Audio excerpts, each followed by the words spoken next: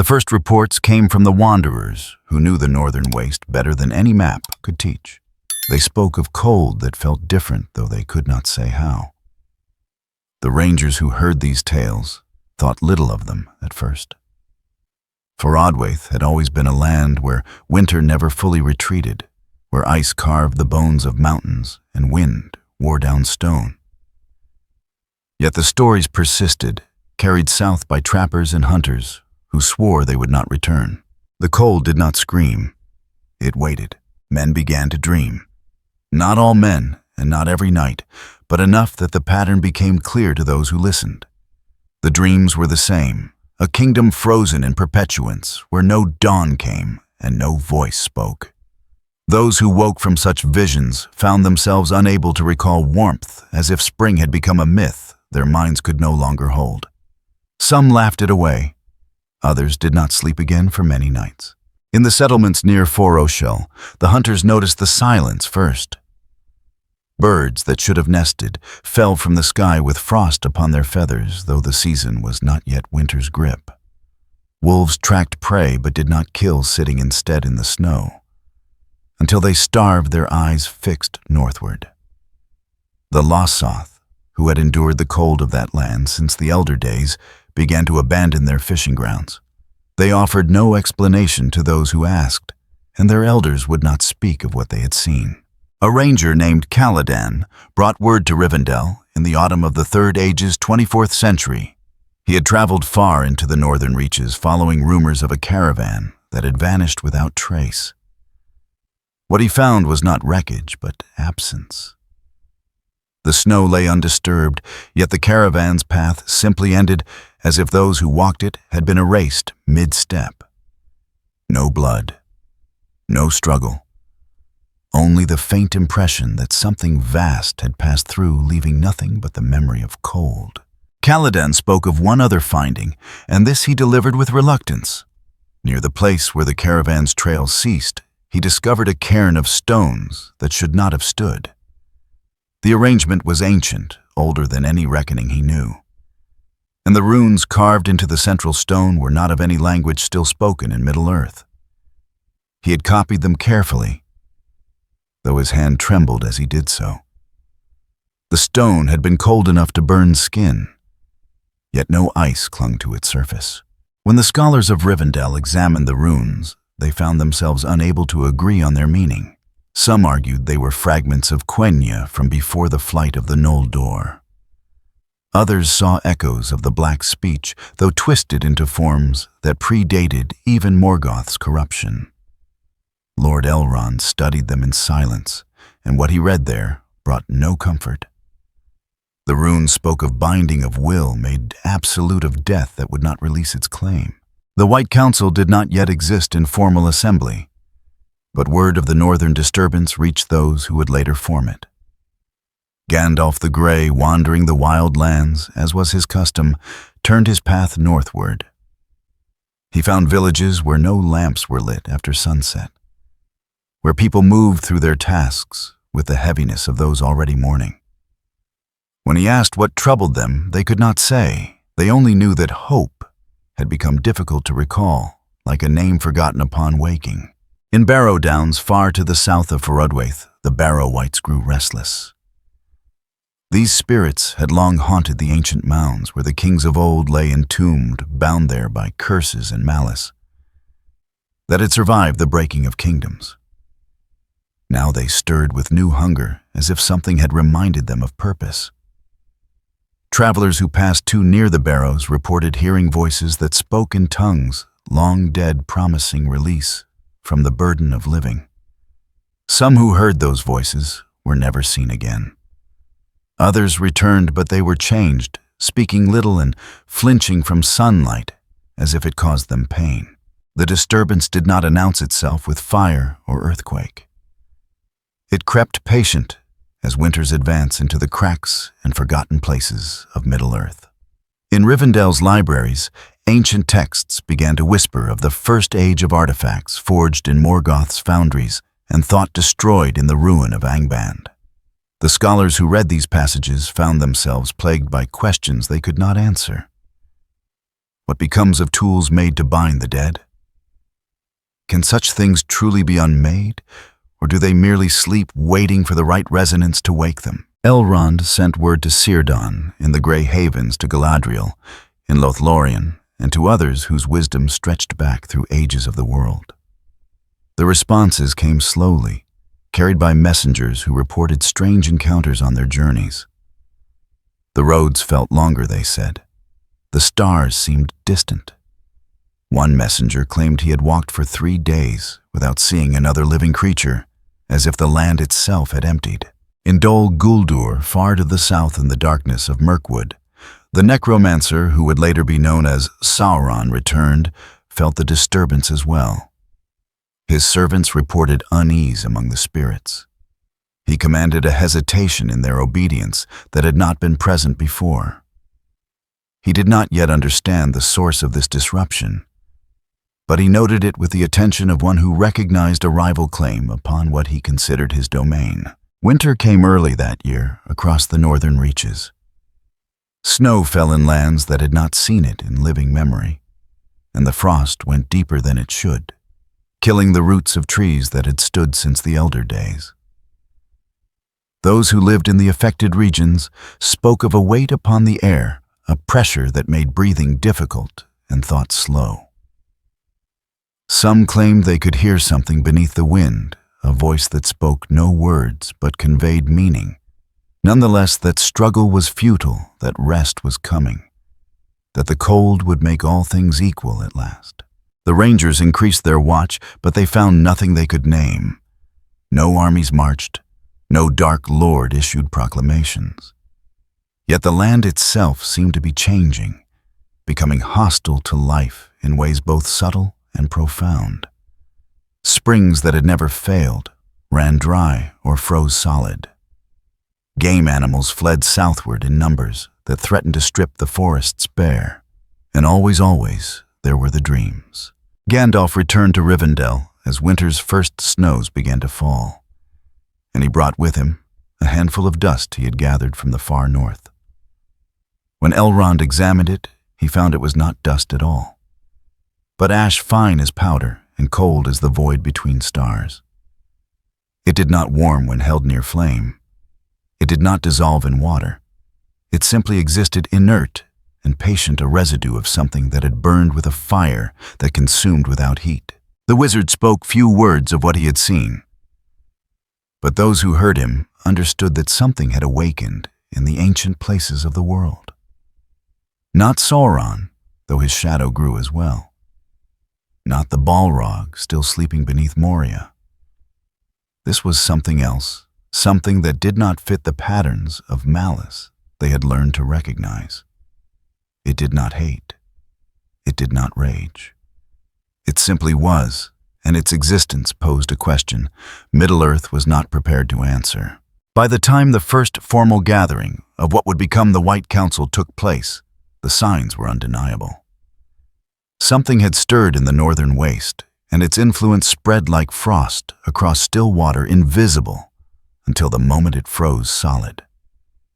The wise of Middle-earth looked northward and saw nothing which frightened them more than any army could have done. For absence can be more terrible than presence, and the cold that makes no sound is the cold that kills most surely. The Third Age had seen much darkness, and more would come. But in that season, as winter deepened and the dream spread, those who kept watch over Middle-earth began to understand that not all threats marched under banners or forged their power in flame. Some simply waited patient as stone until the world forgot what warmth had felt like. And in the far north, beneath ice that had not swerved in millennia, something that had once been bound began to remember what it meant to will. The Hall of Fire in Rivendell had witnessed many councils across the ages, but few gathered under circumstances as uncertain as these. Lord Elrond stood before the assembled wise, his face bearing the weight of millennia. Beside him sat Gandalf the Grey Staff, resting against the carved chair, smoke rising from the pipe he had not yet lit. Círdan the shipwright had come from the Grey Havens, his presence alone testament to the gravity of what had been reported. Galadriel of Lothlorien attended through her mirror's sight, her voice reaching them across the distance like wind through leaves. Saruman the White arrived last, his robes immaculate despite the long journey from Isengard. He took his seat with a measured deliberation, one who had already formed conclusions and waited only for others to reach them. The reports are consistent. Elrond began his voice carrying the formality of one who had presided over councils since the Second Age. From the northern waste comes evidence of disturbance. Not the works of Sauron, though his shadow deepens in the south. Something else has stirred. Gandalf leaned forward, the movement drawing all eyes. I have walked the edges of Forodwaith. What I found there defies simple explanation. The cold is not merely temperature, it carries intention. Intention implies will. Saruman said, his tone precise. Yet will requires consciousness purpose. The north has been barren since the fall of Angband. What consciousness could persist in such desolation? The consciousness of those who were bound there, Elrond replied. He gestured and a servant brought forth the parchment bearing the runes Caladan had copied. These markings speak of binding of death given permanence. They predate the common speech, predate even the Quenya of the First Age as we know it. Círdan studied the runes with eyes that had seen the light of the trees. When he spoke, his words came slowly, weighted with reluctance. I have seen such marks before, though not in many thousands of years. Morgoth's servants crafted devices to hold souls beyond death to deny them passage to Mandos.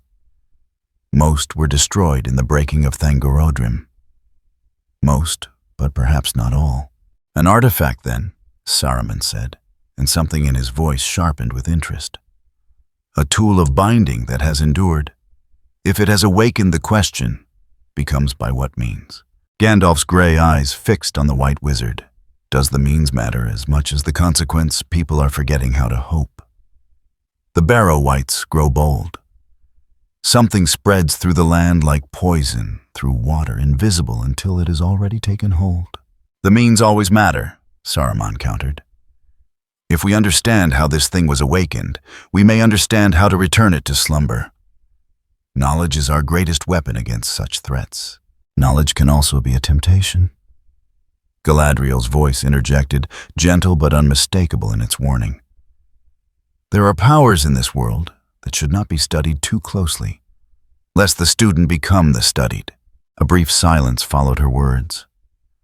Saruman inclined his head in acknowledgement, but said nothing further. Elrond raised a hand, drawing attention back to the central question. We must determine the nature of this threat.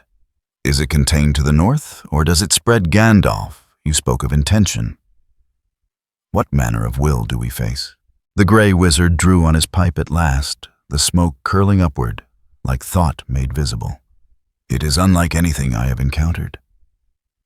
When Sauron exerts his will, you feel malice, hunger for dominion. The Balrog beneath Moria radiates ancient wrath.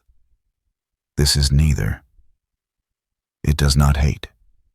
It does not covet. It simply negates. As if declaring that life itself is temporary, and the temporary deserves no consideration. A philosophy of death, Círdan murmured. Not death as passage, but death as completion. The ending of all things uncertain. If that is its nature, then it poses a question we are ill-equipped to answer, Elrond said. How does one combat an idea? How does one wage war against a belief that considers existence itself a flaw to be corrected? One does not combat it directly, Galadriel replied. Fire does not extinguish fire. We must be what it is not. Where it offers certainty through ending, we must demonstrate the value of continuation. Where it would freeze the world into stillness, we must kindle motion, change life. Saruman shifted in his seat. Poetic, but impractical. If there is an artifact at the heart of this disturbance, it can be found and contained. We have done as much before with the rings of power themselves. The rings were forged with purpose and worn by those who could be corrupted. Gandalf said quietly. This seems different. It does not seek servants. It does not bargain. It is patient, as if waiting for the world to exhaust itself and accept what it offers. Then time is our enemy, Círdan observed. The longer this influence persists, the more it will seem natural, inevitable. Already people speak of the cold as if it has always been thus. Memory is fragile. If we do not act, an entire generation may grow to adulthood never knowing that hope was once commonplace. Elrond's expression darkened. We face another complication. In Dol Guldur, the necromancer grows stronger. My scouts report increased activity among his servants. We cannot turn our full attention north while Sauron prepares in the south. Are we certain they are unrelated? Saruman asked. Two threats emerging simultaneously suggests connection, not coincidence.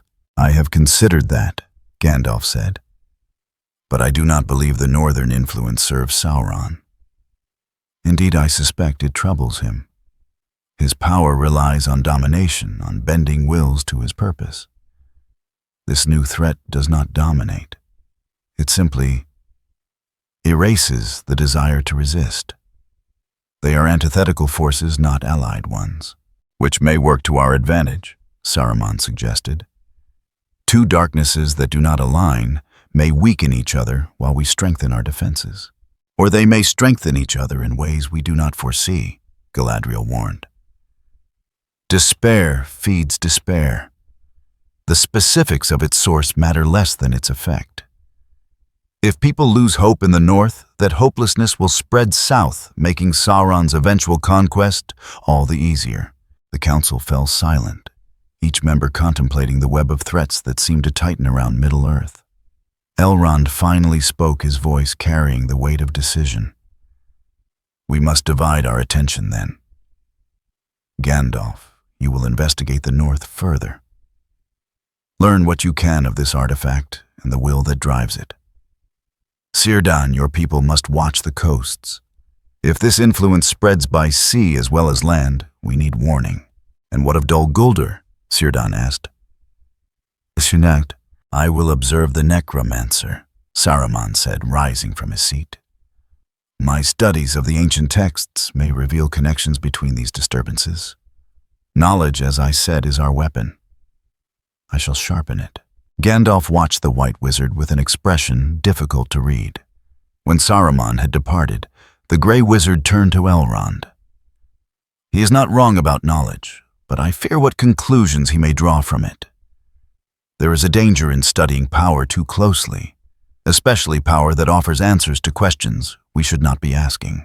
I share your concern, Elrond replied. But we have little choice.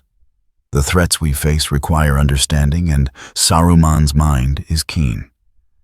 We must trust that his wisdom will guide him rightly. Trust? Gandalf echoed, and the words sounded heavy in his mouth.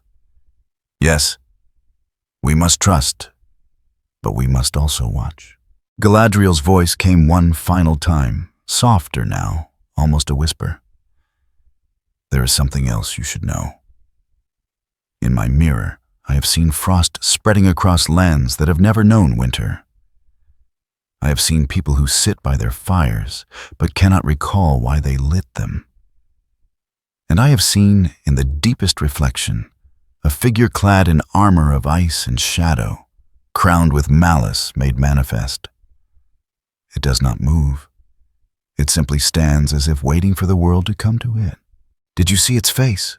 Elrond asked it. I saw where its face should be, Galadriel replied. But there was nothing there save cold. Not absence, but cold itself given form. As if someone had carved emptiness into the shape of a king and called it sovereignty. The words hung in the air long after her presence faded from the council. Those who remained sat in contemplation, each understanding that they faced something without precedent in their long experience. Evil they had fought before in many forms and guises. But this was not evil as they understood it. It was something colder, more absolute. We should adjourn, Elrond said at last, Rest while you can. In the morning you will depart on your appointed tasks. May the valor grant you wisdom and strength in equal measure." As the council dispersed, Gandalf remained staring into the flames of the hearth. They danced and flickered, full of motion and warmth, defiant of the cold that crept ever closer from the north. He thought of the people he had met in his travels, the ones who had lost the ability to remember why spring mattered, and he wondered how long those flames could burn against a darkness that did not attack, but merely waited. In the mountains beyond Rivendell, the first snows of winter began to fall.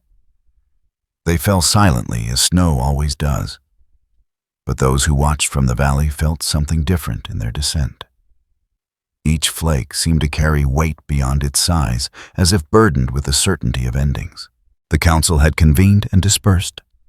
Plans had been made, but in the quiet moments after each member understood the truth, they had not spoken aloud. They did not yet know if plans would be enough against a threat that did not fight but simply existed, patient and inexorable as the turning of seasons toward winter's final rain. Gandalf traveled north with provisions for a month, and no expectation that time would follow its usual measure in the lands he sought. The Grey Wizard had walked many roads in his long years, but the path into Faradwaith felt different from the first step. Each league seemed to stretch longer than the last, as if distance itself had grown weary and reluctant to be crossed. He was not alone in his journey. A small party of rangers accompanied him, led by a woman named Aranel, who had spent years mapping the northern reaches. She spoke little, but her eyes missed nothing. When Gandalf asked her why she had volunteered for this expedition, her answer came simple and direct. "Because I have children," she said, "and lately they ask me why they should bother growing up." The land changed as they traveled. Trees grew sparse and twisted their branches, reaching southward as if fleeing something they could not name. The few settlements they passed stood abandoned doors left open and fires cold in hearths. In one village they found a meal laid out on a table, food preserved by the unnatural chill, but never eaten. No signs of struggle, no bodies, only the impression that the inhabitants had simply decided living was no longer worth the effort. On the 11th day, they reached the foothills where Caladan had found the ancient cairn. The stones still stood, though snow had drifted against them. Gandalf approached slowly, staff held ready, though he did not know what threat he might face. The runes carved into the central stone pulsed with faint luminescence, a light that did not warm, but seemed to drink the heat from the air around it. "These markings are older than I thought," Gandalf murmured, running his fingers near the surface without touching. "They speak of the first age, but not the beginning of it. These come from before the sun rose, when only starlight illuminated the world." Aranel kept her distance hand on her sword, though she knew steel would serve little purpose here. "What do they say?" "They speak of binding," Gandalf replied. "Of a device forged to hold dominion over death itself. Morgoth created many such artifacts in his wars against the Valar tools to deny the natural passage of souls. Most were destroyed when Thangorodrim fell. But this..." He paused, studying the patterns more closely. This was not destroyed. It was hidden, buried, sealed beneath ice and stone, and the weight of ages meant never to be found. "Then why has it awakened now?" Gandalf straightened his expression, troubled. "Because something disturbed the balance. When Sauron returned to Dol Guldur, he sent his will searching through the ancient places, seeking artifacts of power that might aid his cause. He did not find this deliberately, but his searching resonated. Like a bell struck in one chamber, causing another to ring in sympathy. One of the rangers, a young man barely past his 20th year, moved closer to examine the cairn. Before anyone could stop him, his hand brushed the central stone. The effect was instantaneous. He gasped, staggered backward, and collapsed into the snow. When the others reached him, his eyes were open, but unseeing pupils contracted to pinpoints. "What do you see?" Aranel demanded, cradling his head. The young ranger's voice came distant, hollow.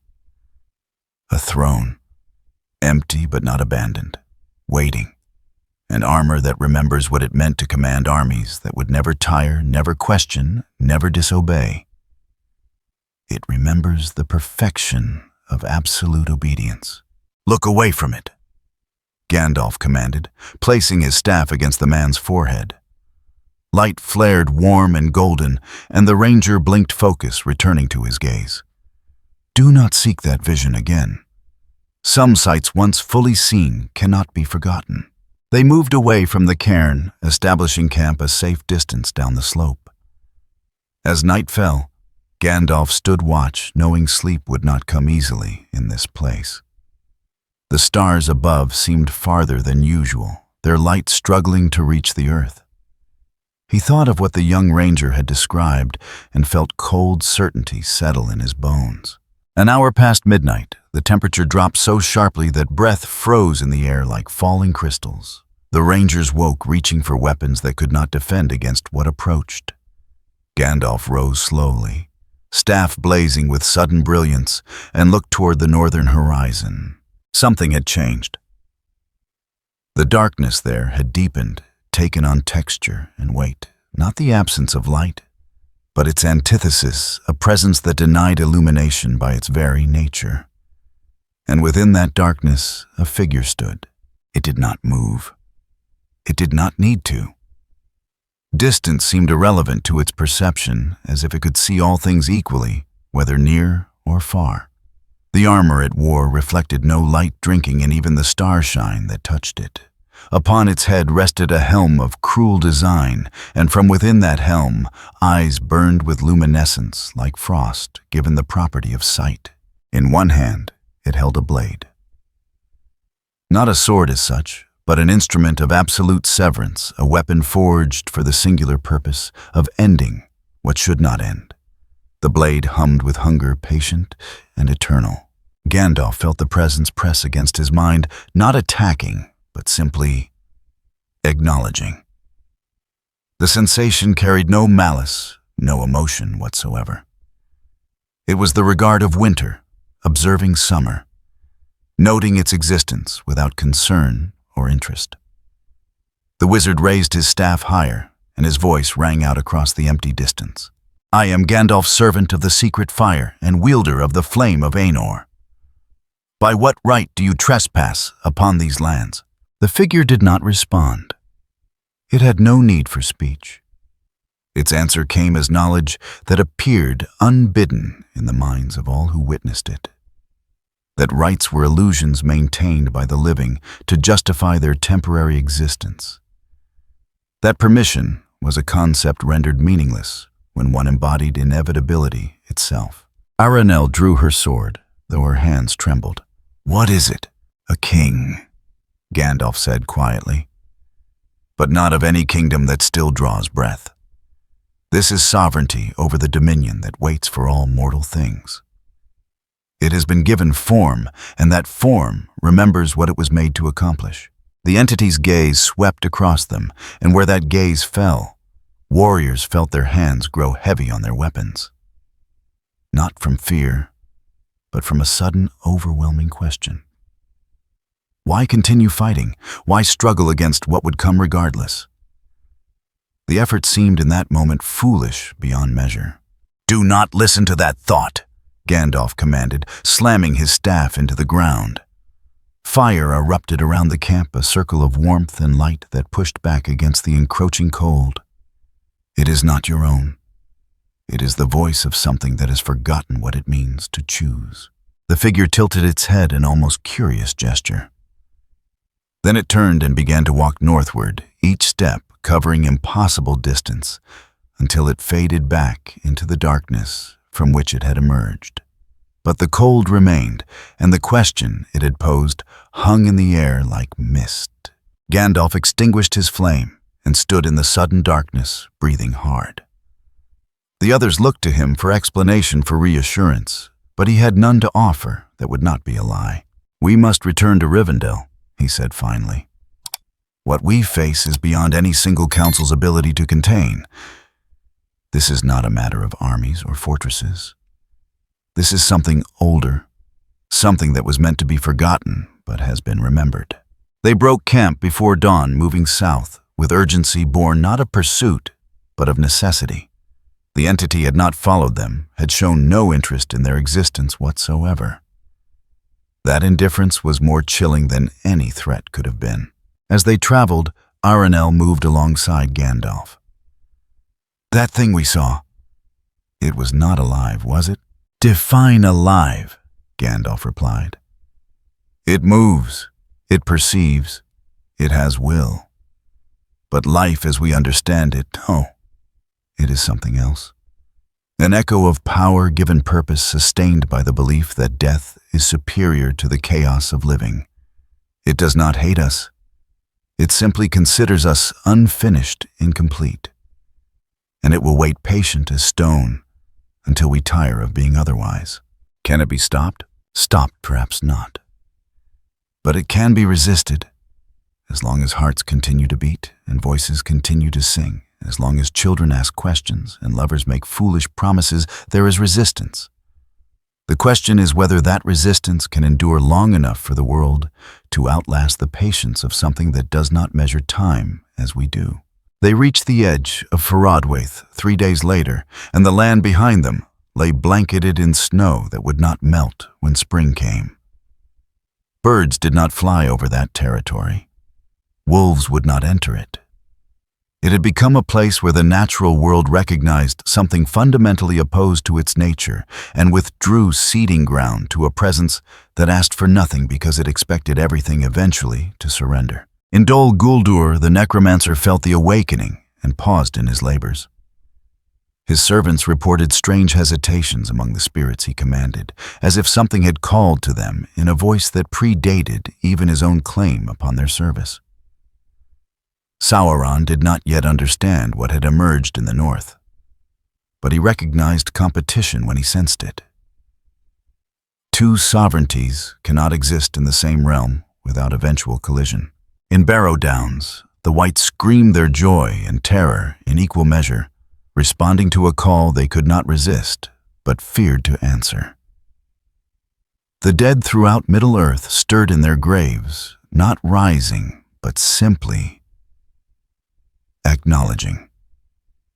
Something had reminded them that their rest was not eternal, that they remained tethered to the world, and that tether could be pulled by a hand strong enough to deny them passage beyond. Gandalf and his company rode hard for Rivendell, bearing news that would change the nature of the watch kept over Middle-earth. They had gone seeking understanding, and returned with certainty that somewhere in the ancient ice, a king had awakened, who did not seek conquest because he did not need to. His kingdom already encompassed every living thing. They simply did not know it yet. The Third Age had witnessed the return of Sauron and the growing shadow in the east. Now it would witness something else. Something that did not build armies or forge weapons, but simply existed as a counterpoint to all things that drew breath and dared to hope. And in the far north, standing upon a precipice of eternal ice, the Lich King looked southward and saw a world that had forgotten what it meant to truly cease. He would remind them, not through force, but through patient demonstration, that all motion eventually stills, all warmth eventually fades, and all kingdoms eventually kneel before the sovereign who requires neither food nor sleep, nor the desperate clinging belief that tomorrow matters more than the peace of ending. The dreams came first to those who lived closest to the northern territories, but they did not remain confined there. Like water seeping through stone, the visions found cracks in the waking world and spread southward, touching minds that had never heard of Faradwaith or its frozen reaches. In the villages of Eriador, farmers woke before dawn and found themselves unable to recall why they had planted their fields. The seeds lay in storage, and the earth waited. But the connection between seed and harvest had become gossamer thin, a tradition followed without understanding. Some planted anyway, going through motions their bodies remembered, even as their minds questioned the purpose. Others did not. They sat by their windows and watched the land lie fallow, feeling nothing at the waist. A merchant traveling the east-west road reported to the rangers that he had passed through 7 settlements in as many days, and in each one, the inhabitants moved as if underwater, their actions slow and deliberate, but empty of conviction. When he asked after trade goods, they looked at him with puzzlement, as if the concept of tomorrow's profit had become foreign to their thinking. "They have not forgotten how to live," the merchant said. "They have forgotten why." The rangers sent word to Rivendell, and Elrond dispatched scouts to verify the reports. What they found confirmed the worst suspicions. The influence spreading from the north was not a plague of the body, but of the spirit. Those affected showed no physical symptoms, no fever or weakness. They simply lost the capacity to imagine futures worth striving toward. In one village, a scout found a woman sitting by a loom with half-finished cloth still threaded through its frame. When asked why she had stopped weaving, she looked at the loom as if seeing it for the first time in months. "I meant to finish it for my daughter's wedding," she said slowly. "But then I thought, what difference does it make? The cloth will wear out. The marriage will end. Everything finishes eventually. Why pretend otherwise?" The scout had no answer that seemed to reach her. He left provisions and moved on, but the woman's words stayed with him like frost on glass. Barrow Downs became increasingly treacherous. Travelers who had passed through the region for years without incident now reported hearing voices that called to them from the ancient mounds. The words were not threats, but invitations, promises of rest without end of release from the burden of continuing. Some who heard those voices were strong enough to resist. Others simply walked into the barrows and did not emerge. The rangers established a cordon around the downs, turning travelers away from the traditional paths, but the influence did not require physical proximity. Those who had never been near the barrows began to report similar voices in their own dreams, whispering that struggle was optional, that peace awaited in stillness. A ranger captain named Haleth brought a troubling report to Elrond's council. "We found a man who had been touched by the barrow voices. He survived, but barely. He described the experience as if something had shown him his entire life from a great distance, making it seem small and meaningless. Every choice he had made, every love he had pursued, appeared absurd when viewed from that perspective. As if he had been running a race with no finish line, expending himself for nothing." "How did he break free?" Elrond asked. "Aside. His daughter?" Haleth replied. "She was weeping and the sound reached him through whatever trance held him. He said the tears reminded him that meaning does not need to be eternal to be real. That a moment's love matters even if it does not last forever." Elrond nodded slowly. "Then that is what we must teach. Not that the influence is wrong in claiming all things end, but that the ending does not diminish what came before." Yet teaching such philosophy to those already caught in the spiritual contagion proved difficult. The afflicted heard the words, but could not internalize them, as if the capacity for hope had been surgically removed from their thinking. They understood the argument intellectually, but felt nothing in response. In Lothlorien, Galadriel walked among the Meliorn trees and felt their roots growing restless. The trees had endured since the elder days, their strength rooted in the timeless quality of elven lands. But even here, something had changed. The leaves still shone with silver light, but their radiance seemed defensive now, as if pushing back against an encroaching darkness that did not attack, but simply waited. She sent word to Elrond. "The malady spreads not through contact, but through contemplation. Those who think too deeply about endings become vulnerable to its voice. It teaches that wisdom is in accepting futility, that the truly enlightened cease struggling against the inevitable. This is seductive philosophy, to minds already weary from life's trials. Círdan, watching from the Grey Havens, observed ships preparing to sail west. More elves chose the journey to Valinor each season, and he could not fault them. The weariness of the world had always driven his kindred to seek the undying lands. But now he detected a new quality in their departure, a resignation that felt different from the poignant acceptance he had seen in previous ages. They did not leave sorrowfully mourning what they abandoned. They left as if Middle-earth had become irrelevant, a place no longer worth the effort of inhabiting. In the Shire, hobbits proved more resistant to the influence than men. Their practical natures and love of simple pleasures created a buffer against philosophies of futility. But even among the hobbits, changes appeared. Fewer songs were sung in the taverns. Gardens, usually tended with obsessive care, grew wild in some villages, as their keepers found themselves unable to articulate why neat rows mattered. An old hobbit named Fastred spoke to a visiting wizard about what he called the gray tiredness. "It's not like being sleepy," Fastred explained. "It's more like waking up and realizing you've been sleepwalking your whole life following routines without questioning them. And once you start questioning, you can't stop. Why bake bread? Why mend fences? Why invite friends to dinner? The answers that used to seem obvious now feel hollow." The wizard, not Gandalf, but one of his order traveling through the region, had no comfort to offer. He moved on, troubled by the realization that even the resilient hobbits were not immune. In Gondor, soldiers standing watch on the walls of Minas Tirith reported a phenomenon that their captains struggled to explain. During long night shifts, guards would sometimes fall into reveries where they questioned the purpose of their vigil. What difference did it make if the enemy came today or tomorrow or never? What did they truly protect? Cities that would eventually crumble, people who would eventually die. A kingdom that history would eventually forget. Most shook off these thoughts when their shifts ended.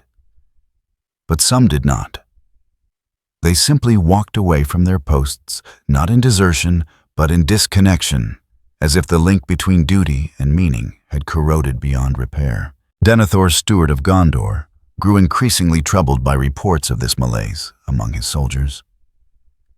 He consulted with his advisors, but none could offer solutions to a problem that had no physical form. How does one fight an idea?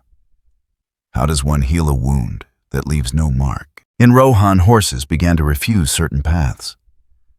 The animals would approach areas where the spiritual contagion ran strong and then balk, unwilling to proceed, regardless of their riders' urgings. The Rohirrim, who trusted their horses' instincts above most counsel, took note and marked these regions as tainted ground. One rider, a woman named Eomun, reported that her horse had avoided a perfectly good campsite, forcing them to travel 3 more miles before settling. When she returned to investigate the rejected site in daylight, she found nothing obviously wrong. But standing there, she felt a profound question arise unbidden. Why continue riding? Why patrol these borders? Why maintain this vigilance?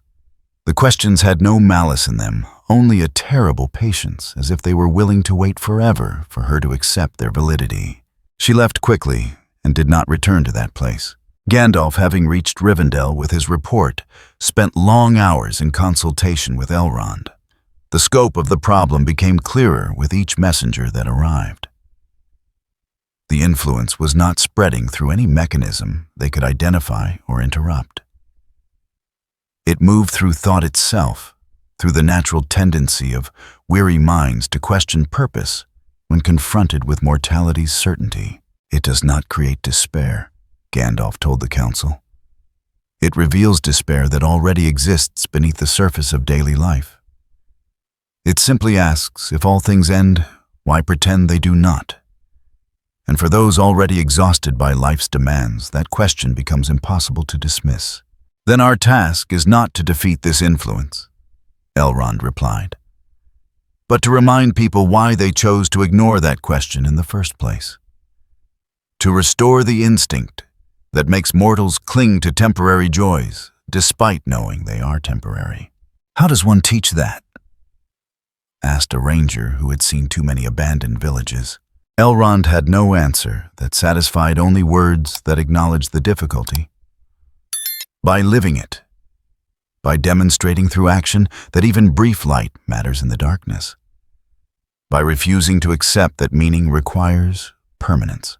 But as winter deepened, and the reports continued to arrive, those who kept watch over Middle-earth understood they faced something unprecedented. The enemy did not march. It did not conquer. It simply waited patient and inexorable for the world to exhaust itself asking questions that had no comfortable answers. In the north, beyond the borders of mapped lands, the Lich King stood motionless as centuries, and his stillness was a sermon more powerful than any speech. He did not need to spread his influence deliberately. It spread because truth, even terrible truth, has a gravity that draws weary souls toward acceptance. The Third Age had known many threats, but none quite like this. An enemy that won by teaching people to defeat themselves one quiet question at a time. The Nazgul felt it first as a whisper in the depths of their bound existence. A sound beneath sound that had no words, but carried meaning nonetheless. They had not known silence in millennia, their minds filled always with the voice of their master, the pressure of the One Ring compelling obedience, absolute and unquestioning. But now, in moments between commands, they heard something else. The Witch King of Angmar stood upon the walls of Minas Morgul, the dead city that served as his seat of power. The pale corpse light that emanated from the tower flickered, and for the first time in ages beyond counting, he experienced something he had thought impossible doubt. Not doubt in his master, not doubt in his purpose, but doubt in the framework that made obedience necessary. A question arose unbidden in the hollow place where his soul had been. What if servitude itself was merely another form of motion? And motion was the illusion that made endings unbearable. He turned from the wall, disturbed by thoughts that should not exist within a mind shaped by the ring, to know only Sauron's will. The other 8 Nazgul gathered in the courtyard below, and he could sense their unease, a discord in the perfect synchronization that had defined their existence since they had first taken the 9 rings. In Barad-dûr, Sauron felt the disturbance among his most powerful servants, and grew still. The Dark Lord's attention vast and terrible focused upon his ringwraiths, like the eye of a storm examining debris caught in its periphery. What he perceived troubled him in ways that armies and councils never could. His Nazgul were not weakening. They were not rebelling. They were simply considering. And consideration required a degree of independent thought that should have been impossible for being so thoroughly dominated by his will. The Witch King received his master's summons and obeyed, though the act of obedience felt different now, as if he performed it from habit rather than compulsion. He flew to Barad-dûr on wings of shadow, and the journey that normally took him hours seemed to pass in heartbeats. Time itself had grown unreliable, stretching and contracting according to laws that no longer matched the world's rhythm. He entered the Dark Tower and stood before the eye, that manifestation of Sauron's consciousness that had gazed upon Middle-earth with hunger for dominion. But today, the eye's focus wavered, its flame flickering, as if troubled by winds that blew from directions it had not anticipated. "Speak," Sauron commanded, and the word carried the weight of ages. "You have been touched by something that is not mine. What does it offer you?" The Witch King found words difficult. He had not needed to formulate his own thoughts in so long that the skill had atrophied. When he finally spoke, his voice emerged hollow and uncertain. "It offers nothing, Master. That is what troubles me. It does not promise power or freedom or revenge. It simply suggests that all such offerings are unnecessary, that existence itself is the burden we should seek to shed. And you are tempted by this." I do not know if temptation is the correct word. I am aware of it, as one might be aware of a path not taken. It does not pull me toward it, but neither can I dismiss it as false. It speaks of rest, of the ending of all striving. And my striving has been long, Master, so very long. Sauron's anger manifested as heat that warped the stone around them. You are mine. The 9 rings bind you beyond any other claim. No power in Middle-earth can sever that bond. I do not dispute this, the Witch King replied, and there was no defiance in his tone, only a terrible weariness. But this power does not seek to sever bonds. It suggests that bonds themselves, like all things, are temporary. That even your dominion, vast as it is, will eventually end. And when it does, what then? Do we continue serving? Do we continue existing? Or do we finally, after all these ages, stop? The question hung in the air between master and servant, and for a moment Sauron did not respond. The silence stretched, and in that silence both beings recognized something unprecedented. A challenge that could not be answered with force or domination. This influence, Sauron said finally, his voice controlled but edged with something that might have been concern. It spreads from the north. Yes, Master. From Forodwaith, where something ancient has awakened. The Barrow-wights feel it most strongly, but all who exist in the space between life and death can hear it. It is patient. It does not demand. It simply waits, as if time means nothing to it. Return to your brothers, Sauron commanded. Watch this northern power, but do not engage it directly. I must understand what manner of sovereignty it claims before determining how to respond. The Witch King bowed and departed, but his movements lacked their usual fluid certainty.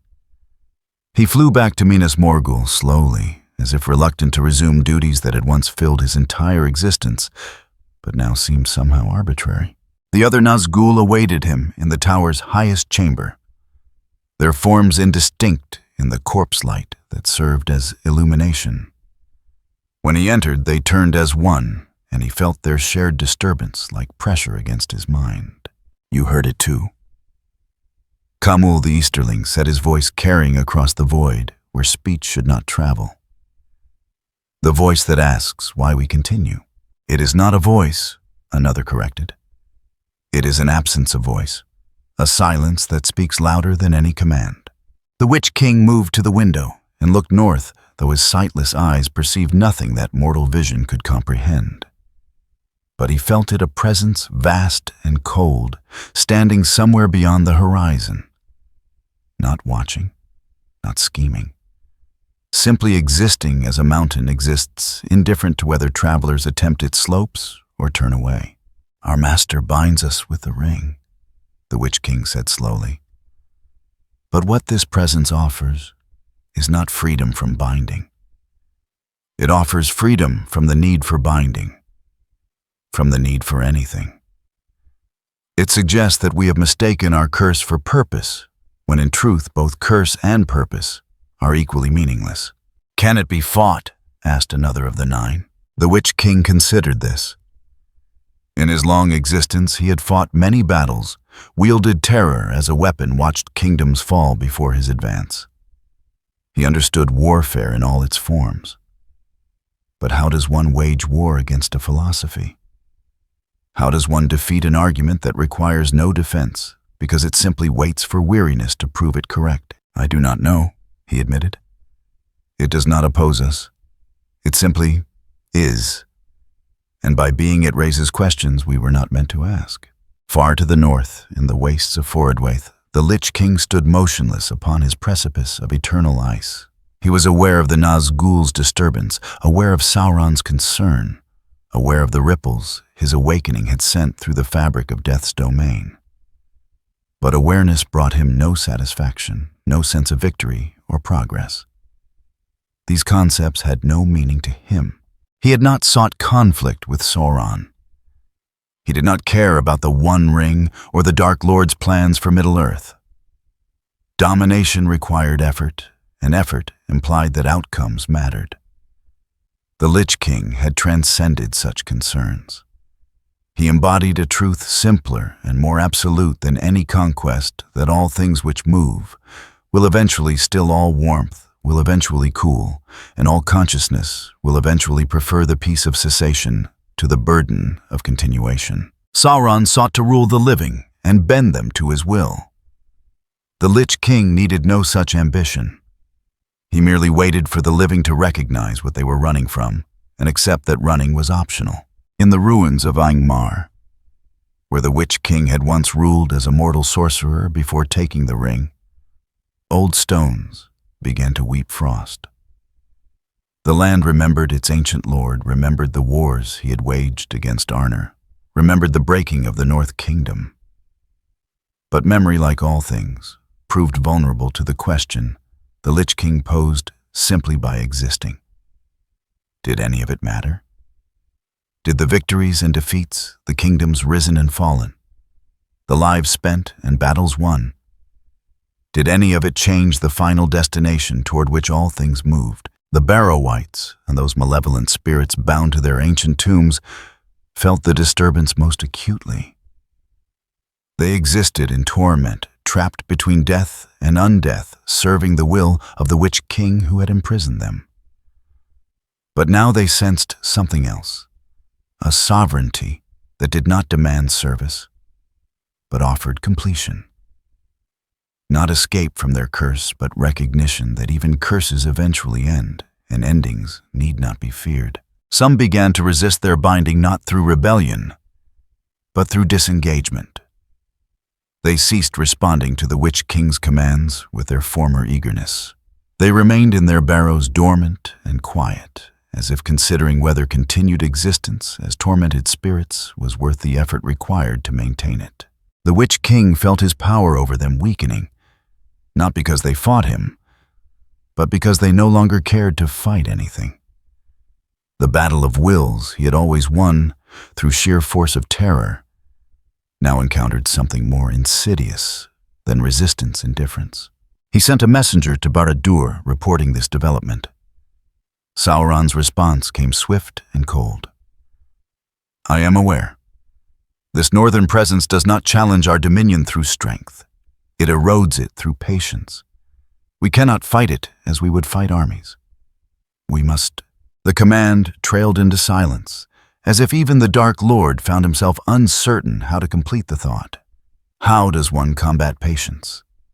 How does one defeat waiting? In Rivendell, Elrond received reports of the Nazgul's disturbance and understood immediately that the situation had evolved beyond their initial fears.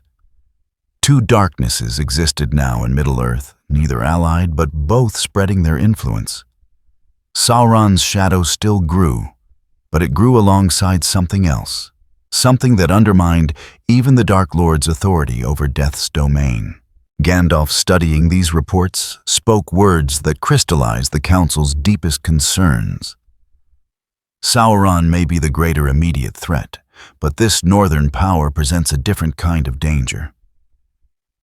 Sauron can be opposed because he wants something dominion control, the subjugation of all free peoples. But what do you oppose when the enemy wants nothing? When it simply suggests that wanting itself is the problem? No one answered, because no answer existed that did not sound like surrender. The Witch King stood alone atop Minas Morgul as night deepened and stars emerged cold and distant above.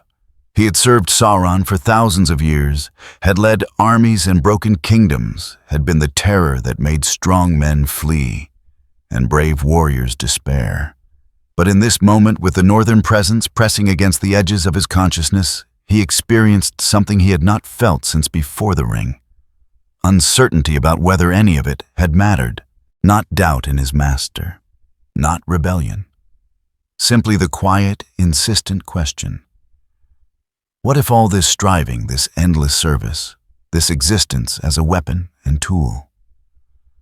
What if it was all just noise made by creatures afraid to embrace the silence that awaited? The question had no answer he could articulate. But it would not leave him. And in the frozen north, the Lich King remained as still as the ice beneath his feet. Patient beyond mortal comprehension, content to let time itself be his weapon. He had waited centuries to awaken. He could wait centuries more for the world to exhaust itself. All things eventually still. All warmth eventually fades. All resistance eventually ceases. He would wait. The second gathering of what would come to be known as the White Council took place under circumstances far graver than the first. Messengers had brought word from across Middle-earth, and the pattern they revealed was undeniable. Two shadows grew, neither allied, but both spreading corruption through the realm. One sought dominion through conquest. The other offered dominion through cessation. Elrond opened the council with words that carried the weight of ages. We face a crisis without precedent.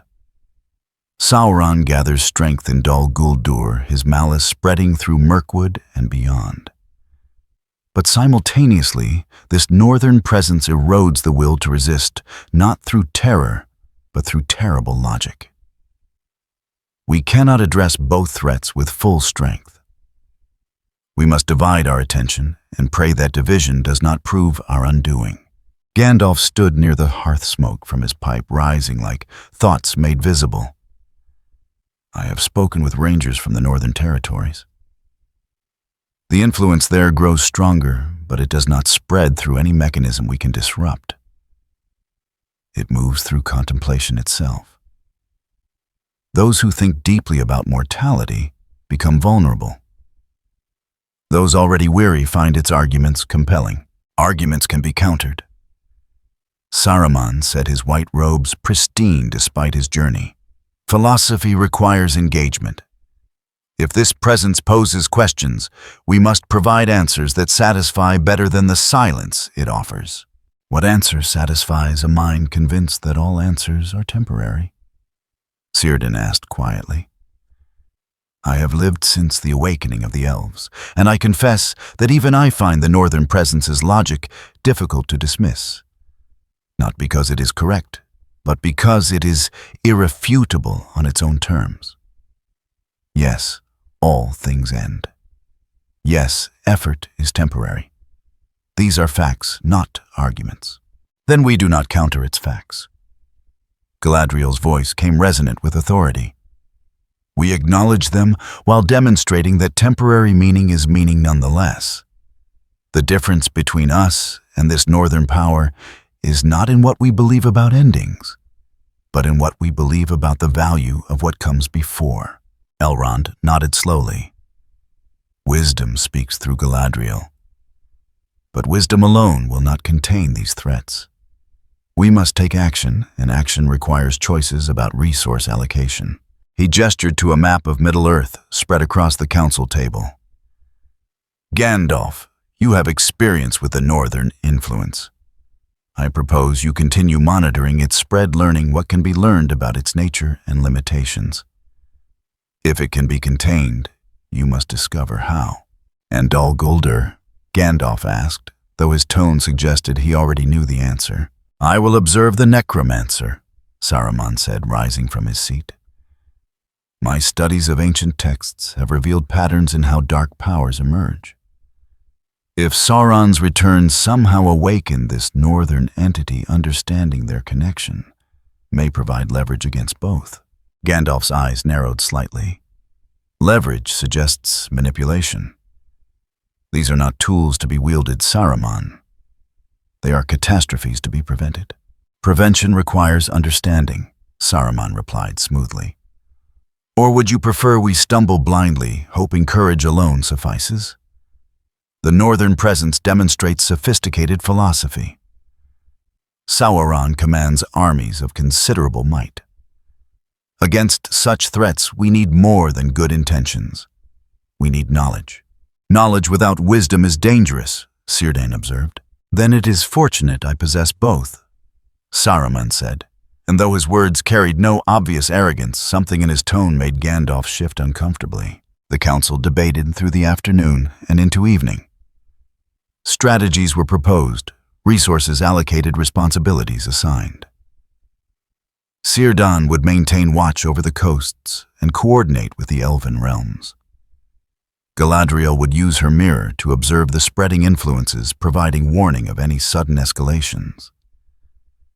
The rangers would establish observation posts around affected territories, documenting the progression of the spiritual malady. As the formal council concluded, Saruman requested access to Rivendell's libraries, specifically texts relating to First Age artifacts and Morgoth's methods of binding spirits.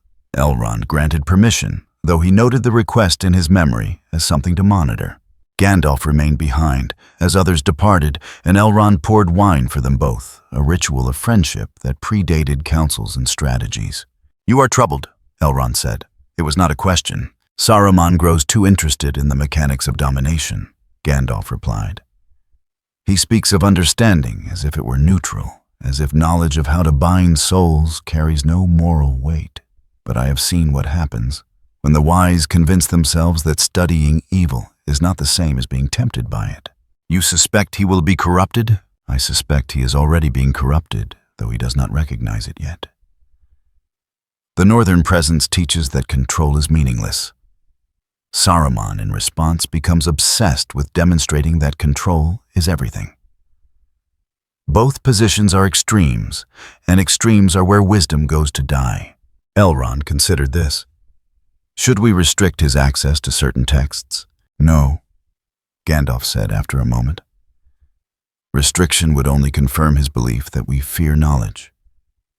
Better to let him study, but watch carefully what conclusions he draws, and hope that his wisdom proves stronger than his pride. In Isengard, Saruman's Tower of Orthanc stood dark against the evening sky. The wizard had returned to his stronghold, with new purpose, his mind turning over the information gathered at the council. Two powers, both commanding death in different ways. Sauron through domination, the northern entity through persuasion. But what if there was a third way?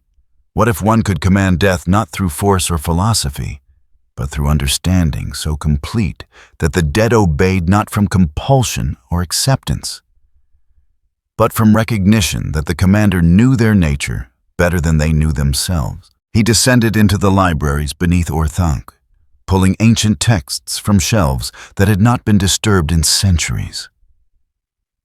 The writings of Morgoth's servants, accounts of the binding artifacts, theories about the nature of souls and their persistence beyond physical death.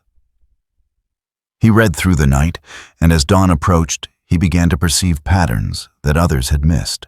The northern presence had not been awakened by accident. Sauron's searching had provided the resonance, yes, but only because the artifact in Faradwaith was designed to respond to attempts at domination. It was a trap for would-be conquerors, teaching them that conquest was futile, by demonstrating a form of power that required no effort. But what if one approached it differently? Not seeking to dominate or learn from it, but to understand its mechanism so thoroughly that one could replicate its effects without falling into its philosophical trap. Saruman's quill moved across parchment, recording thoughts that would have troubled his fellow council members had they witnessed them. He was not planning to serve the northern presence or Sauron. He was planning to transcend both approaches, creating a synthesis that would allow him to protect Middle-earth through a form of control so benevolent that none would think to resist it.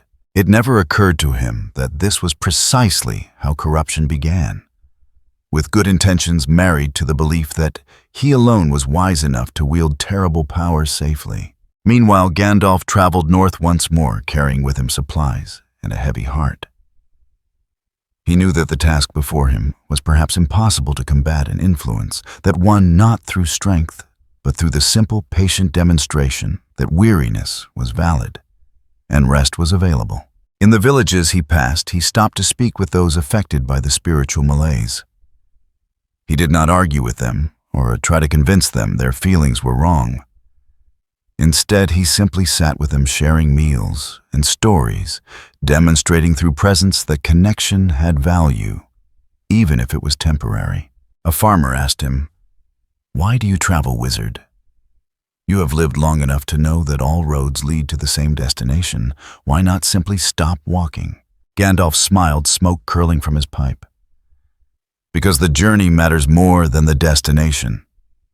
Because each step, each conversation, each sunset viewed from a different hill, these things have value beyond their duration.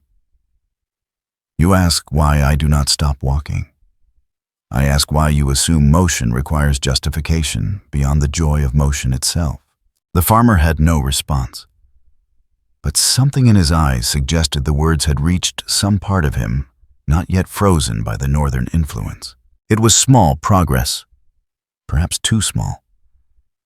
But Gandalf had learned over his long existence that great changes often began with small moments of recognition, a word spoken at the right time, a connection made when isolation seemed inevitable, a demonstration that caring was not invalidated by the inevitability of loss.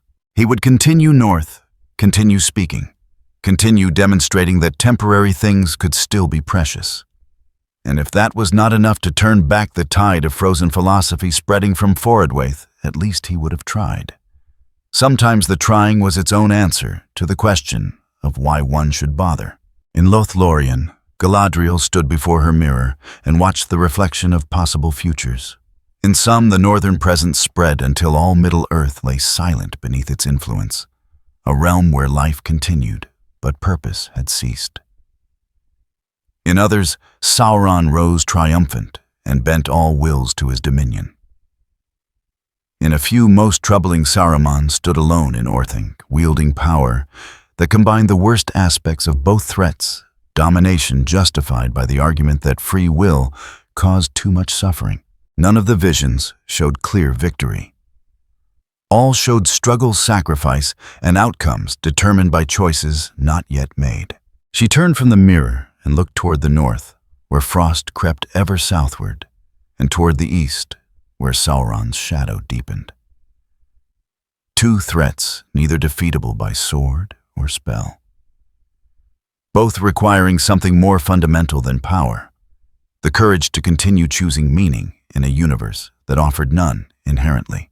The White Council had divided its forces, each member taking on the burden they were best suited to bear. But divisions, however necessary, created vulnerabilities. And in the spaces between their attention, darkness grew in forms both familiar and unprecedented. The Third Age had entered a time of testing, and the test would determine not just the fate of kingdoms, but the very question of whether existence justified its own continuation. Gandalf reached the borders of Forodwaith as winter deepened into something beyond season, a cold that existed independent of weather or calendar. The land here had surrendered to stillness, not the quiet of rest, but the silence of cessation. No wind moved, no birds called. Even sound seemed reluctant to travel, as if recognizing that motion was futile. He walked alone. The rangers who had accompanied him on previous journeys declined to venture further north, not from cowardice, but from a practical recognition that they would become liabilities rather than aids. The spiritual weight here would crush them within hours, and Gandalf would waste strength protecting minds not trained to resist such profound negation. The snow beneath his feet made no sound as he walked. His breath did not mist in the air despite the cold that pressed against his skin. These small impossibilities accumulated, building toward a truth he did not want to acknowledge, that he had entered a space where the normal rules of existence had been suspended, replaced by something older and more absolute. On the third day of his journey into the waste, he found what he sought. A figure stood upon a cliff of black ice, motionless as the stone beneath the frozen surface. The armor it wore seemed carved from winter itself, and the helm upon its head crowned a presence that needed no proclamation of authority. In one hand it held a blade that hummed with hunger patient as entropy.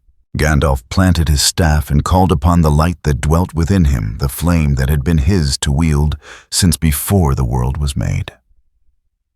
Fire erupted around him, warm and defiant, pushing back the cold in a sphere of radiance. "I am Gandalf the Grey, servant of the secret fire," he called out, his voice carrying across the impossible distance. "I know what you are, remnant of the First Age. I know the artifact that binds you and the malice that forged it. By the authority of the Valar, and in the name of all who still choose to live, despite knowing they must die. I command you to return to slumber. The figure did not respond. It did not move. It simply regarded him with eyes that burned like frost given sight. And in that regard, Gandalf felt a pressure unlike any he had experienced. Not an attack, but a question posed directly to the core of his being. Why do you bother? He steadied himself, drawing upon reserves of will cultivated across millennia. I bother because the alternative is surrender. Because meaning is not diminished by mortality. Because every dawn matters, even knowing that night will follow. The presence's response came not as words, but as knowledge that manifested in his mind, terrible in its simplicity. You are immortal. You do not face the oblivion you defend. Your arguments ring hollow when you yourself are not subject to the ending you claim to accept. Gandalf felt the truth of this strike deep. He was Maiar, a spirit clothed in flesh, but not truly bound by it. Death for him meant return to Valinor, not the uncertain fate that awaited mortals. How could he argue for the value of temporary existence when his own existence transcended such limits? You are correct, he said, and the admission cost him nothing, because it was true. I do not face true ending as mortals do, but I have walked among them long enough to witness their courage. They continue despite uncertainty. They love despite loss. They build knowing that time will tear down their works. That is not foolishness. That is the greatest wisdom, to create meaning in the face of inevitable erasure. The Lich King remained motionless, but the pressure intensified. Images flooded Gandalf's mind, civilizations risen and fallen. Heroes' forgotten songs, unsung children who would never know their ancestors' names. Every striving reduced to dust, every victory rendered meaningless by time's patient grinding.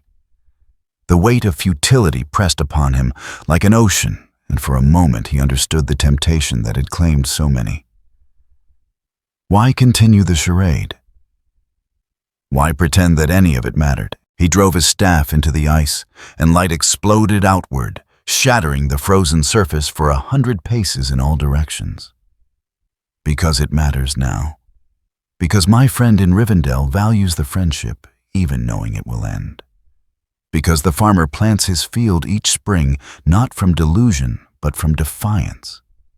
Because the mother sings to her child, not ignorant of mortality, but in spite of it. The pressure did not relent. Instead it shifted, showing him a different vision, a world at peace. Not the peace of victory, but the peace of cessation.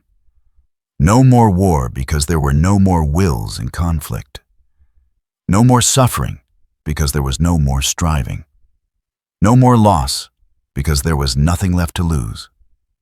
A perfect stillness where every question had been answered by the simple recognition that questions themselves were unnecessary.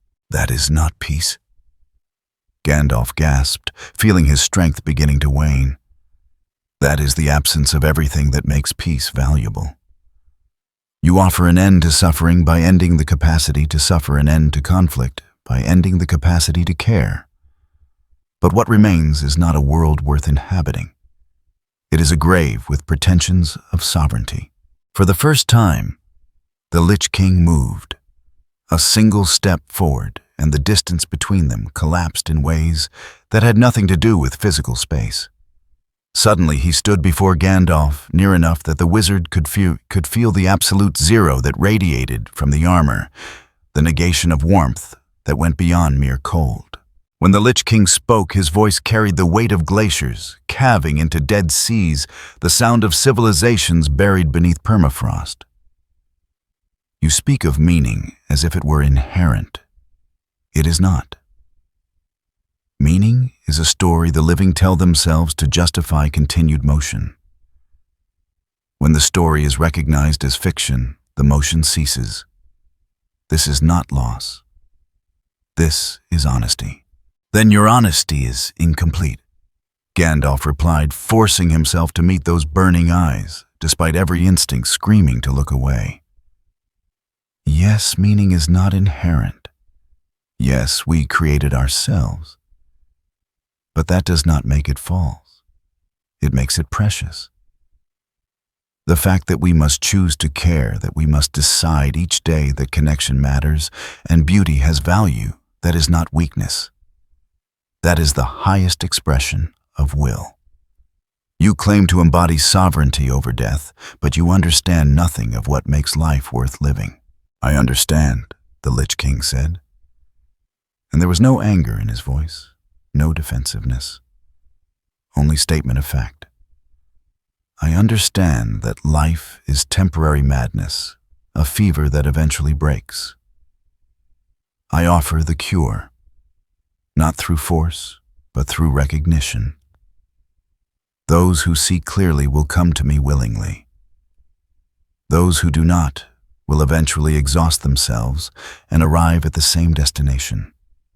Time is my ally. Patience is my weapon. You cannot defeat inevitability. Gandalf gathered his strength, the light around him flaring brighter, despite the cost to his endurance. You are correct that I cannot defeat inevitability. Death comes for all mortal things. This is the nature of the world. But while they live, while consciousness persists and hearts still beat, they have the right to make meaning from their temporary existence. You would rob them of that right by making surrender seem wise. I will not allow it. You cannot prevent it, the Lich King replied. Already the world grows weary. Already people question why they continue. I do not persuade them to embrace ending. I simply remind them that ending is an option they have always possessed. The choice is theirs. Choice requires freedom from coercion, Gandalf said. But your very presence coerces. Your existence makes weariness seem profound when it is merely exhaustion.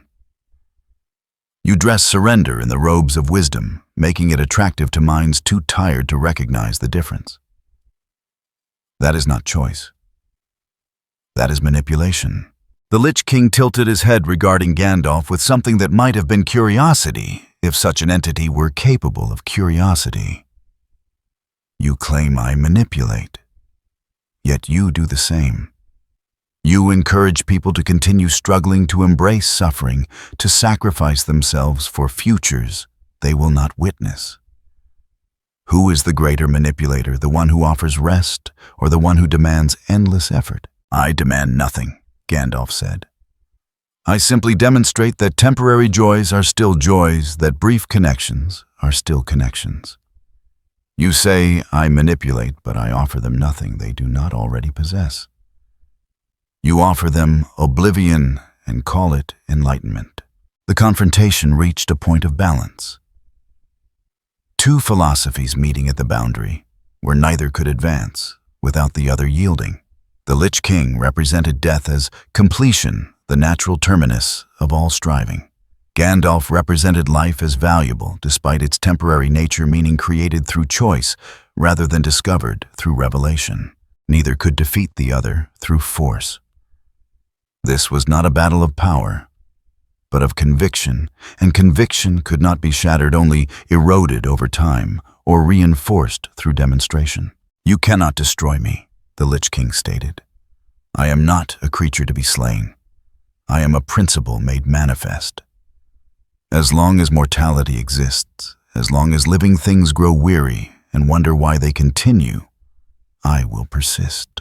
I know, Gandalf replied, and in that acknowledgement lay both defeat and victory. I cannot destroy you, but I can ensure that you are not the only voice the weary hear. For every word of yours that whispers surrender, I will speak of connection. For every promise of rest, I will demonstrate the value of continuing. You have patience, but so do I. You can wait forever, but I can persist just as long, offering an alternative to your philosophy of cessation. The Lich King regarded him silently, and in that silence, something shifted. Not surrender, but recognition that this wizard understood the true nature of their conflict. This was not a war to be won, but an argument to be maintained, a balance to be preserved between the seduction of ending and the defiant choice to continue. "Then we shall wait," the Lich King said finally. "You in your watching, I in my being. And the people of Middle-earth will choose one by one, whether to continue their temporary struggles or embrace the permanence I offer. We will see which philosophy proves more compelling when time stretches long enough." "We will," Gandalf agreed, though the words cost him more than he wanted to admit, because he knew that this was not victory. At best, it was stalemate. At worst, it was delay of inevitable defeat. But delay was sometimes enough. Time could change circumstances, bring new factors into play, shift the balance in ways neither of them could foresee. He turned and began walking south, leaving the Lich King standing on his precipice of eternal ice. The weight of the presence pressed against his back, but he did not stop, did not look back. Each step away from that frozen sovereignty was an act of will, a demonstration that motion remained possible even under crushing spiritual weight. Behind him, the Lich King watched him go with eyes that saw all things equally near or far, present or future. The wizard's resistance was noted, measured, and filed away as another data point in an equation that would resolve itself given sufficient time. One way or another, all things resolve themselves eventually. This was not optimism or pessimism. It was simply truth. Gandalf walked for 3 days before the weight began to lift, before sound returned to his footsteps, and breath began to mist in air that obeyed normal rules of cold. On the 4th day, he reached a ranger outpost, where Aranel waited, and she gasped when she saw him. "You look as if you have aged a century," she said. "I feel as if I have," he replied, accepting the water and bread she offered. "Tell me, why do you continue knowing that you will die? That your children will die, that eventually your name will be forgotten and your deeds unrecorded? Why do you continue doing the work of a ranger?" Aranel looked at him with puzzlement, then understanding. "Because someone has to. Because the people in the settlements depend on us. Because my children deserve a world where they can grow up safely. Because—" She paused, searching for words. "Because I care about them. That's reason enough." Gandalf smiled, and it was the first genuine smile he had worn in weeks. "Yes, that is reason enough. Remember that answer, Aranel. Hold it close when the voices of doubt creep in. Care is its own justification. Love needs no argument. These things matter not because they are eternal, but because they are chosen." She did not fully understand what he meant, but she nodded, and they began the long journey back to Rivendell. In the north, winter deepened. The Lich King remained motionless, patient as the ice that surrounded him. He had not been defeated, but neither had he won. The world continued its motion. People continued their struggles, and the question he posed, why bother, remained unanswered, except through the defiant actions of those who chose meaning over surrender. It was not the outcome he had anticipated. He had expected resistance to crumble when confronted with the logic of futility. Instead, he had encountered something more resilient than logic. The irrational human capacity to care despite knowing better, to hope, despite evidence to continue, despite exhaustion. It puzzled him in the limited way that such an entity could be puzzled. But puzzlement required curiosity, and curiosity implied interest, and interest suggested that outcomes mattered. These were concepts he had transcended, or believed he had transcended. The doubt was small, barely perceptible even to himself. But it existed, a hairline fracture in absolute certainty. And fractures given time could widen. In Rivendell, Elrond listened to Gandalf's report with growing concern. "You established stalemate, then? Neither victory nor defeat?" "Yes," Gandalf replied, "and perhaps that is the only victory possible against such a threat. Not destruction, but limitation. Not triumph, but survival. We cannot kill death's sovereignty. We can only ensure that life's sovereignty continues to exist alongside it, offering people a choice between two philosophies rather than forcing them into one. How long can such balance be maintained? As long as we have the strength to maintain it, Gandalf said. Which means forever or until we fail. There is no middle ground. The council received this news with the weight it deserved. They had hoped for resolution, for clear victory that would allow them to turn their full attention to Sauron. Instead, they faced an indefinite commitment to spiritual warfare, a battle that would be fought one conversation at a time, one moment of connection against each moment of despair. It was exhausting. It was necessary. And it would continue as long as any chose to resist the seductive logic of cessation. The Third Age had entered a new phase where the battle for Middle-earth would be waged not just on physical battlefields, but in the hearts and minds of every person who woke each morning and decided whether today was worth experiencing. And in that decision, repeated countless times across the realm, lay the only defense against a philosophy that could not be defeated, but only chosen against day after day, for as long as consciousness persisted and hearts continued to beat. The seasons turned, but in the north, winter persisted. Not the winter of calendars and almanacs, but a deeper cold that had settled into the bones of the land itself. For Odwyth remained frozen, and the territories bordering that waste learned to live with the knowledge that some things once awakened do not return to sleep, but must be endured. Gandalf stood once more in Rivendell's Hall of Fire, reporting to a council that had grown weary with watching. The lines in his face had deepened, though, whether from age or burden none could say.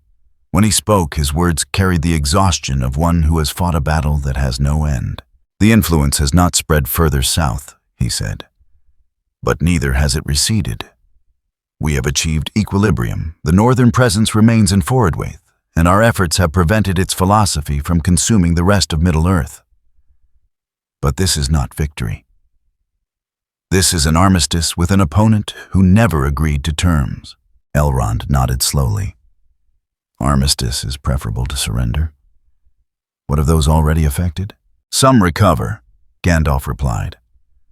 When reminded of connection, when shown that their care matters regardless of duration, some find their way back to choosing continuation. Others. He paused, and the silence spoke volumes. Others have embraced the rest offered. Villages stand empty not because their inhabitants fled, but because they saw no reason to remain. They walked into the wilderness and were not seen again. Círdan, who had witnessed the rise and fall of kingdoms across ages, spoke with the authority of deep time. Then we have saved what could be saved and lost what could not be held. This is the nature of all conflicts that matter. Clean victory exists only in songs.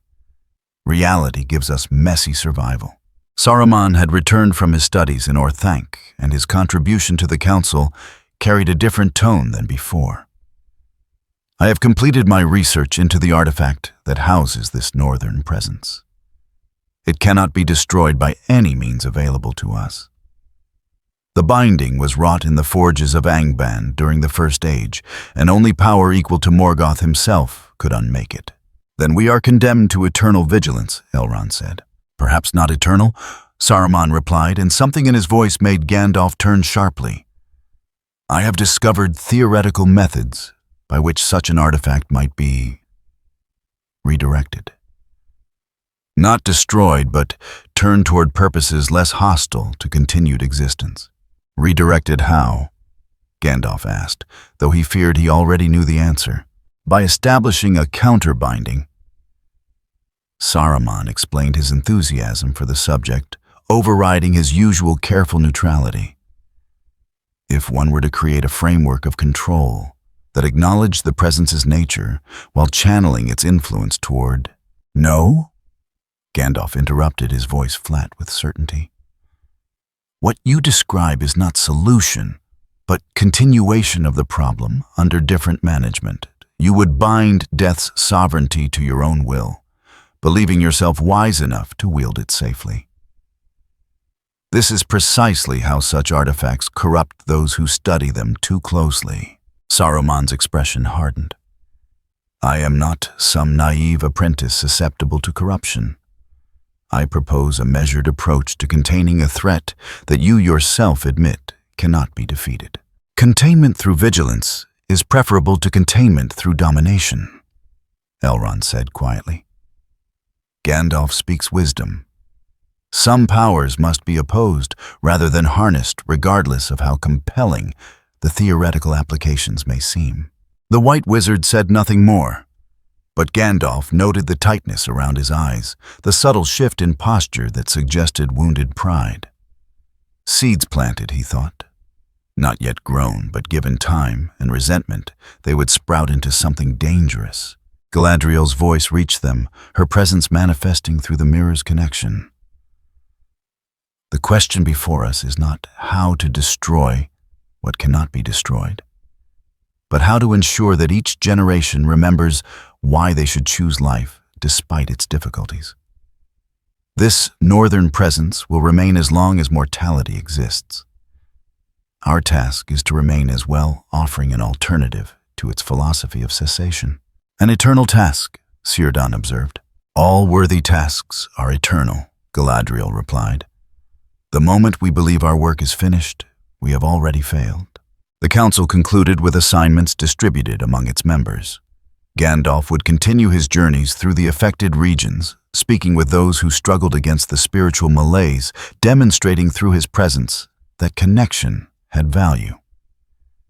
Círdan would coordinate with the Rangers, establishing permanent observation posts around Forodwaith's borders.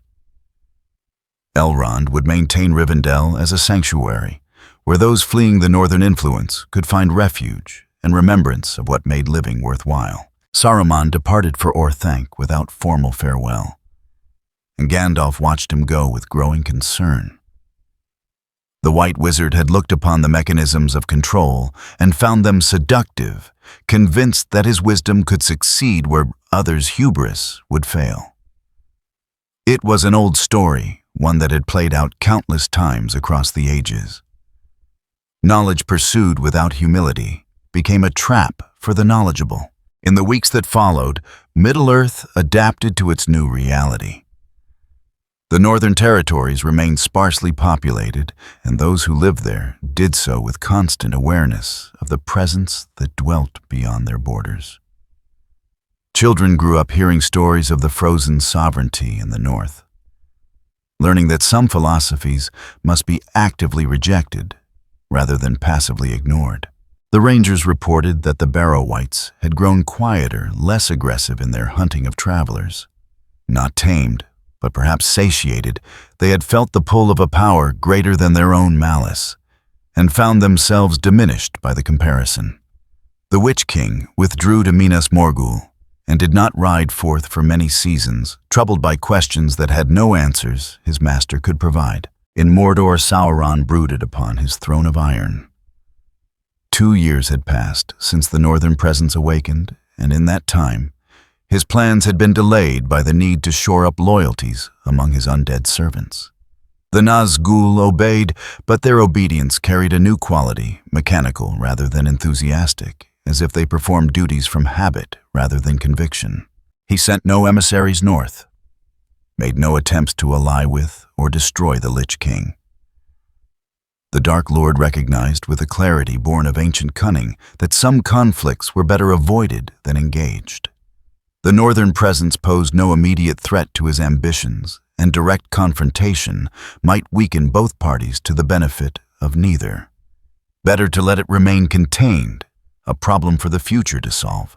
Gandalf returned to the northern borders on the anniversary of his confrontation with the Lich King. He did not venture into Forodwaith proper, but stood at the boundary where frozen waste met the last struggling vegetation of the Southlands. The presence was there, as he knew it would be unchanging, patient, eternal in its stillness. He did not call out or challenge it again. There was nothing more to say that had not been said.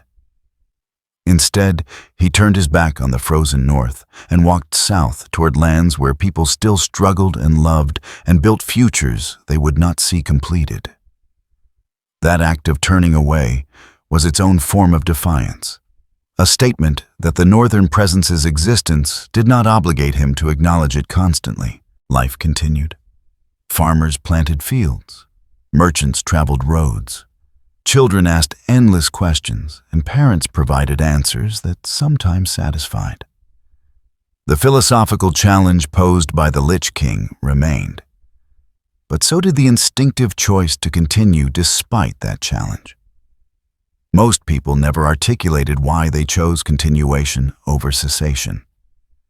They woke each morning and moved through their days, and that motion was sufficient answer. In the frozen north, standing upon his precipice of black ice, the Lich King perceived these developments with the same emptiness he perceived all things. The world had not surrendered. Neither had it defeated him. An equilibrium had been established where his presence served as constant reminder of what awaited all mortal things, while the actions of those who opposed his philosophy demonstrated that awareness of endings need not prevent appreciation of beginnings. It was not the outcome he had anticipated when first awakening. He had expected either swift acceptance of his truth or futile resistance that would crumble over time. Instead, he had encountered something more durable than logic: the capacity of conscious beings to acknowledge terrible truths while choosing to act as if those truths were less important than the relationships they formed, the joys they experienced, the meanings they created from nothing more substantial than decision and will. This puzzled him in ways that something transcending emotion should not be puzzled. But the puzzle was small, easily contained within the vast emptiness of his perception. Time remained his ally, patience his weapon. The world would exhaust itself eventually, and when it did, his philosophy would be proven correct, not through argument, but through the simple cessation of all opposition. Years passed. Decades. The White Council continued its vigil, though its composition changed as some members departed and others joined. Gandalf traveled ceaselessly, his gray robes becoming familiar in villages from Eriador to Rohan. Wherever he went, he carried the same message that temporary things mattered, that choices had value, even when their consequences would not echo through eternity, that caring was its own justification. Some heard and were strengthened. Others heard and remained unconvinced. A few walked north seeking the peace the Lich King represented and were never seen again. This was the nature of choice some chose poorly, and their choices had to be accepted as valid even when they led to endings that might have been avoided. The northern presence became part of Middle-earth's landscape, like mountains or rivers, a permanent feature that shaped the world's geography and the thinking of those who inhabited it. Children learned about it in the same lessons that taught them about Sauron's malice and the valor of ancient heroes. The Lich King entered into legend, a figure representing the philosophical endpoint of weariness, the voice that whispered to every exhausted soul that rest was available, if they only stopped fighting. But against that voice, other voices continued to speak. Songs were sung, stories were told. Lovers made promises they might not keep. Parents raised children who would outlive them. Farmers planted seeds that might not germinate. And in all these actions, there was defiance, not loud or dramatic, but persistent. The defiance of continuing, despite knowing that all continuation eventually ended. The Third Age moved forward, carrying with it the burden of the northern presence, and the choice that presence demanded: surrender to cessation's logic or persist in creating meaning from materials as insubstantial as hope and connection, and the stubborn insistence that caring mattered even when reason suggested otherwise. No victory was achieved. No enemy was vanquished. But the world endured, and in that endurance lay something the Lich King could not comprehend: the triumph of choosing struggle over rest, of embracing the chaos of living over the perfection of ending, of insisting that the journey mattered more than the destination, even when the destination was certain. In Rivendell, Elrond stood upon a balcony overlooking the valley, and he thought about the long centuries ahead. about the vigilance required to maintain what they had preserved, about the slow erosion of will that even the strongest might suffer given enough time, about whether future generations would have the strength to continue making the choice that his generation had made. He did not know the answers to these questions. No one did. But uncertainty was preferable to the certainty the Lich King offered, and he would choose uncertainty every time, for as long as he had the strength to choose. The stars emerged as darkness fell cold and distant, but still present, still shining, still providing light to those who looked up and needed reminding that even in vast darkness, illumination persisted.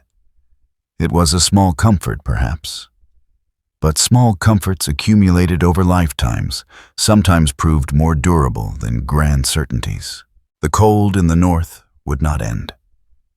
This was understood and accepted.